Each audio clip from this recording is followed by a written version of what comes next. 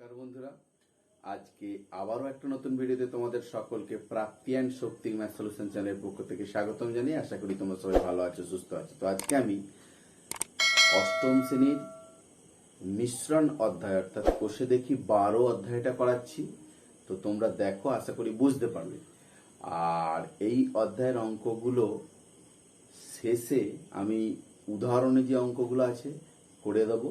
তো তোমরা দেখবে কোনো অংশ স্কিপ না করে, তাহলে প্রতিটা অঙ্কই বুঝতে পারবে। তো চলো শুরু করি। 6টা দেখো, 2 প্রকার গুঁড়ো সাবানে সোডা ও সাবান গুঁড়োর পরিমাণের অনুপাত যথাক্রমে 2:3 এবং 4:5। যদি প্রথম প্রকারের 10 কিগ্রার সঙ্গে দ্বিতীয় প্রকারের 18 কিগ্রা মেশানো হয়, তবে নতুন গুঁড়ো সাবানে কত অংশ সাবান গুঁড়ো থাকবে হিসেব করে লিখি। 2 প্রকার গুঁড়ো সাবান আছে। প্রথম প্রকারে কি আছে, সোডা সাবান গুঁড়ো অনুপাত 2:3, আর দ্বিতীয় প্রকারে আছে 4:5। প্রথম প্রকারে 10 কিগ্রা, দ্বিতীয় প্রকারে 18 কিগ্রা মেশানো হয়েছে। তাহলে আমি প্রথমে 10 কিগ্রার মধ্যে সোডা সাবান গুঁড়ো কত আছে বার করব, আর দ্বিতীয় প্রকারে 18 কিগ্রার মধ্যে সোডা এবং সাবান গুঁড়ো কত আছে আগে বার করছি। দেখো, প্রথম ক্ষেত্রে সোডা H2 সাবান গুঁড়ো সমান 2:3। অনুপাতের পদগুলির যোগফল দেখো, অনুপাতের পদগুলির যোগফল 2 + 3 = 5। কতর মধ্যে বার করব, 10 কিগ্রার মধ্যে। দেখো, 10 কেজির মধ্যে সোডা আছে কত, সোডা আছে সমান 10 গুণ 2/5, 5 দুগুণে 10 সমান 4, সমান 4 কেজি। আর 10 কেজি এর মধ্যে সাবান গুঁড়ো আছে কত, 10 গুণ 3/5, 5 দুগুণে 10 সমান 6 কেজি। এবারে দেখো, দ্বিতীয় ক্ষেত্রে কি বলেছে, সোডা H2 সাবান গুঁড়ো, সোডা H2 সাবান গুঁড়ো। দেখো সমান কত আছে এখানে, 4:5, 4:5। অনুপাতের পদগুলির যোগফল, অনুপাতের পদগুলির যোগফল 4 + 5 = 9। দেখো, 18 কেজির মধ্যে সোডা আছে কত, 18 গুণ 4/9, 9 দুগুণে 18, তাহলে দেখো 8 কেজি। আর 18 কেজির মধ্যে সাবান গুঁড়ো আছে কত, সাবান গুঁড়ো আছে সমান 18 গুণ 5/9, 9 দুগুণে 18, 10 কেজি। তাহলে দেখো, এইগুলোকে তো ওই প্রথম ক্ষেত্রে সোডাটা 10 কেজি আর 18 কেজিকে একসঙ্গে মেশানো হচ্ছে। তাহলে সেই ক্ষেত্রে সোডা কত হবে, 2টো সোডা যোগ, আর সাবান গুঁড়ো কত হবে, 2টো সাবান গুঁড়ো যোগ। নতুন মিশ্রণে সোডা আছে কত, 4 + 8 = 12 কেজি। আর নতুন মিশ্রণে সাবান গুঁড়ো আছে সমান 6 + 10 = 16 কেজি। তাহলে কি বলেছে যে নতুন গুঁড়ো সাবানে কত অংশ সাবান গুঁড়ো আছে। তাহলে আমি প্রথমে কি করব, আগে এই দুটোকে অনুপাত করব। নতুন গুঁড়ো সাবানে, নতুন মিশ্রণে সোডা H2 সাবান গুঁড়ো কত, দেখো 12:16, এটাকে ছোট করব 4 দিয়ে, 3:4। এবারে এটাকে যদি অনুপাতের পদগুলি যোগফল করি, 4 + 3 7 হবে। তাহলে সোডা কত, সোডা হবে 3/7 অংশ, আর সাবান গুঁড়ো হবে কত, 4/7 অংশ। তাই তো, আমাকে কি চেয়েছে, দেখো গুঁড়ো সাবানে কত অংশ সাবান গুঁড়ো আছে। অতএব নতুন মিশ্রণে সাবান গুঁড়ো আছে কত, সাবান গুঁড়ো আছে সমান কত হবে দেখো, সোডাটা হলে 3/7 সাবান গুঁড়োটা হলে 4/7 অংশ। এবারে 7 অঙ্কটা কি বলেছে দেখো, দুটি সমান আয়তনের পাত্রে যথাক্রমে 1/3 ও 1/4 অংশ ফলের রস ছিল। আমি পাত্র দুটির অবশিষ্টাংশ জলপূর্ণ করে অন্য একটি পাত্রে সমগ্র জল মিশ্রিত ফলের রস ঢাললাম। নতুন পাত্রে ফলের রস ও জলের পরিমাণের অনুপাত কত হবে হিসেব করে লিখি। তো এখানে দেখো দুটো সমান মাপের গ্লাস আছে, ধরো গ্লাসই আমি ধরে নিলাম। সেই গ্লাসে প্রথমটাতে 1/3 অংশ শরবত আছে আর দ্বিতীয়টাতে 1/4 অংশ শরবত, বাকিটা জল দেওয়া হলো। তাহলে জল কত আছে, মোট যদি আমি শরবতটাকে 1 অংশ ধরি তাহলে প্রথম পাত্রে ফলের রস 1/3 অংশ হলে জল কত আছে পেয়ে যাব। সেম ভাবে দ্বিতীয় পাত্র তাই।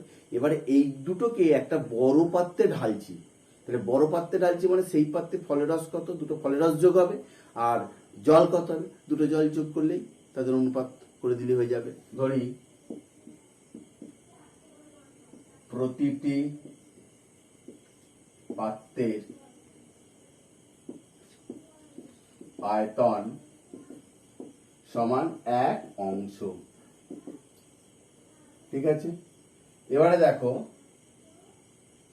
প্রথম পাত্রে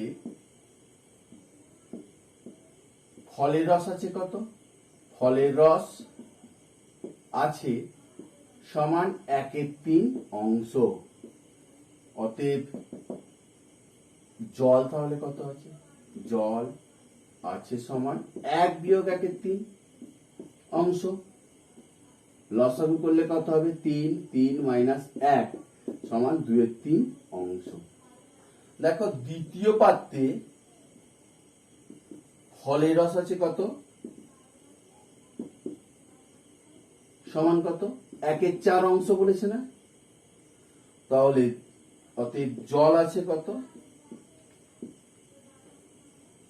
1 বিয়োগ 1/4 অংশ সমান 4 লসাগু, 4 মাইনাস 1 3/4 অংশ, ঠিক আছে। তাহলে প্রথম পাত্রে 1/4 অংশ ফলের রস, দ্বিতীয় পাত্রে 1/4 অংশ, প্রথম পাত্রে 1/3 অংশ, দেখো প্রথম পাত্রে 1/3 অংশ, দ্বিতীয় পাত্রে 1/4 অংশ ফলের রস, এই দুটো যোগ করবো। আর জলটা কত, প্রথম পাত্রে 2/3 অংশ আর দ্বিতীয় পাত্রে 3/4 অংশ, এই দুটোকে যোগ করবো, করেই তাদের অনুপাত করে দেবো। দেখো নতুন পাত্রে ফলের রস H2 জল সমান কত, ফলের রস কত দেখো 1/3 প্লাস 1/4 H2 2/3 প্লাস 3/4, দেখো লসাগু করছি 4 3 12, যদি আমি 3 দিয়ে 12 কে ভাগ করি 4 হয়, 4 1 4 প্লাস 4 দিয়ে 12 কে ভাগ করলে 3 3 1 3, এটা হলো। এদিকটাও দেখো 12 লসাগু, যদি আমি 3 দিয়ে 12 কে ভাগ করি কত হবে, 4 হবে, 4 দুগুণে 8 প্লাস 4 দিয়ে 12 কে ভাগ করলে 3 হবে, 3 3 কে 9, তাহলে কত হচ্ছে দেখো 7/12 H2 17/12, দেখো দুটো 12 12 উঠে গেলে 7 H2 17। অতএব নতুন পাত্রে ফলের রস H2 জল সমান 7 H2 17। 8এরটা বলেছে দেখো রেশমি খাতুন 3টি সমান মাপের গ্লাস শরবত পূর্ণ করেছে।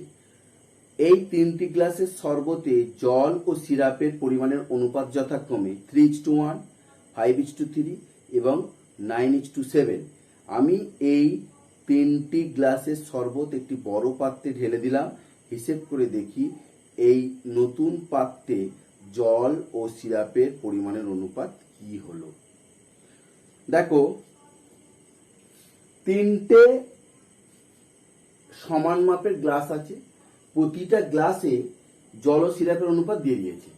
তাহলে প্রতিটা গ্লাসে জল কতটা সিরাপ কতটা আছে আমি জল কতটা আর হচ্ছে সিরাপ কতটা আছে আমি বার করে নিচ্ছি। নেয়ার পর এগুলোকে আমি একটা বড় পাত্রে যখন ঢালবো তাহলে জল 3টে গ্লাসের বা 3টে পাত্রের জল কতটা আছে আর 3টে পাত্রের সিরাপ কতটা আছে যোগ করে অনুপাত করে দিলেই হবে। তো দেখো প্রথম পাত্রে জল H2 সিরাপ সমান কত? 3:1। এবারে দেখো অনুপাতের পদগুলির যোগফল করে অনুপাতের পদগুলির যোগফল সমান 3 যুক্ত 1 সমান 4। অতএব জল আছে কত? জল আছে সমান 3/4 অংশ। আর সিরাপ আছে কত? সিরাপ আছে সমান 1/4 অংশ। এবারে দেখো দ্বিতীয় পাত্রে জল H2 সিরাপ সমান কত আছে দেখো? 5:3। 5:3। অনুপাতের পদগুলির যোগফল, অনুপাতের পদগুলির যোগফল সমান কত? 5 যুক্ত 3 সমান 8। তাহলে এই দ্বিতীয় পাত্রে জল কতটা আছে? জল আছে সমান 5/8 অংশ। আর সিরাপ আছে কত? 3/8 অংশ। এবারে দেখো তৃতীয় পাত্রে জল H2 সিরাপ সমান কত দেখো? 9:7। 9:7। এখানেও দেখো অনুপাতের পদগুলির যোগফল কত হবে? 9 যুক্ত 7 সমান 16। এবারে দেখো এখানে জল আছে কত? জল আছে 9/16 অংশ সমান এই 16 অংশ কমা সিরাপ আছে কত?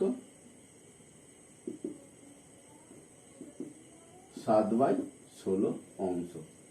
এবার এই যে প্রথম পাত্রে জল আছে 3/4, দ্বিতীয় পাত্রে 5/8, তৃতীয় পাত্রে 9/16 আর সিরাপ আছে 1/4, 3/8, 7/16, এগুলোকে একটা নতুন পাত্রে ঢালবো।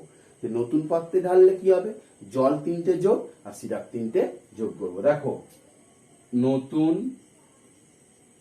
পাত্রে জল, নতুন পাত্রে জল H2 সিরাপ দেখো কত হবে? জল কত? 3/4 যুক্ত 5/8 যুক্ত 9/16 H2 1/4 প্লাস 3/8 প্লাস 7/16 সমান দিয়ে দেখো এটা লসাগু হবে। এখানে লসাগু করছি 4, 8, 16 লসাগু 16। 4 দিয়ে 16কে ভাগ করলে কত হয়? 4 হয়। 4 3 12 প্লাস 8 দিয়ে 16কে ভাগ করলে 2 হয়। 8 দিয়ে 16, 5 2 10 হবে প্লাস 16কে 16 দিয়ে ভাগ করলে 1, 1 9 9। H2 এখানে 16 লসাগু, 4 দিয়ে 16কে 4 4 1 4 প্লাস 8 দিয়ে 16কে ভাগ করলে 2, 3 2 6 প্লাস 16 দিয়ে 16কে ভাগ করলে 1, একসাথে 7। তাহলে কত হচ্ছে দেখো? 12 10 22 9 31/16 H2 17/16। দেখো দুটো 16 সমান হয়ে গেছে। তাহলে 31 H2 17। অতএব নতুন পাত্রে জল ও সিরাপের অনুপাত 31 H2 17। 9 অঙ্কটা কি বলেছে দেখো? দুই প্রকার পিতলের তামা ও দস্তার পরিমাণের অনুপাত যথাক্রমে 8:3 এবং 15:7। এই দুই প্রকার পিতল 5:2 অনুপাতে মেশালে যে নতুন প্রকারের পিতল পাওয়া যাবে তাতে তামা ও দস্তার পরিমাণের অনুপাত কি হবে হিসেব করে লিখি। ধরি প্রথম প্রকারের 5x, আমরা এখান থেকে দুই প্রকার পিতল 5:2 অনুপাতে মেশালে বলেছে। যখনই অনুপাত দেয়া থাকে এই ধরনের তখন কি করব? আমরা x ধরে নেব। ধরি প্রথম প্রকারের 5x ভাগের সঙ্গে দ্বিতীয় প্রকারের 2x ভাগ মেশাতে হবে। ধরি প্রথম প্রকারের 5x ভাগের সঙ্গে দ্বিতীয় প্রকারের 2x ভাগ মেশাতে হবে। এবার দেখো প্রথম ক্ষেত্রে তামা H2 10টা সমান 8:3 অনুপাতের পদগুলির যোগফল, অনুপাতের পদগুলির যোগফল তাহলে কত হবে? যোগফল হবে 8 + 3 = 11। অতএব দেখো 5x ভাগের মধ্যে 5x ভাগের মধ্যে তামা আছে কত? তামা আছে সমান 5x × 8/11 সমান 50 40x/11 অংশ। আর 5x ভাগের মধ্যে 10টা আছে কত? সমান 5x × 3/11 3 5 15x/11 অংশ। দ্বিতীয় ক্ষেত্রে তামা H2 সমান 15:7। এবারে দেখো অনুপাতের পদগুলির যোগফল, অনুপাতের পদগুলির যোগফল সমান 15 + 7 সমান 22। এবারে দেখো এখানে তামা আছে কত? 2x ভাগের মধ্যে 2x ভাগের মধ্যে তামা আছে কত? তামা আছে সমান 2x × 15/22, তাহলে 2 দিয়ে 11 সমান হচ্ছে যে 15x/11 অংশ। আর 2x ভাগের মধ্যে 10টা আছে কত? সমান 2x × 7/22 2 × 11, তাহলে কত হচ্ছে 7x/11 অংশ। এবারে দেখো এগুলোকে যখন আমি মেশাচ্ছি তাহলে নতুন মিশ্রণে তামা দস্তার পরিমাণ কত হবে? অতএব দেখো নতুন মিশ্রণে তামা H2 দুটো তামা যোগ করব। দুটো তামা কত? একটা হচ্ছে যে 40x/11 + 15x/11, আর একটা কত 15x/11 + 7x/11। তাহলে লসাগু করলে কত হচ্ছে? 11 লসাগু, 40 আর 15x, তাহলে 55x H2। এখানে 11 লসাগু, এখানে দেখো 15 + 7 22x, 11 11 উঠে গেল, তাহলে 55x H2 22x, x x উঠে গেল, 55 H2 22 সমান 11 দিয়ে করলে 5 H2 2। তাহলে নতুন মিশ্রণে তামা দস্তার অনুপাত কত হচ্ছে? 5:2। তো বন্ধুরা দেখা হবে পরের ভিডিওতে। ভালো থাকবে, সুস্থ থাকবে, নমস্কার।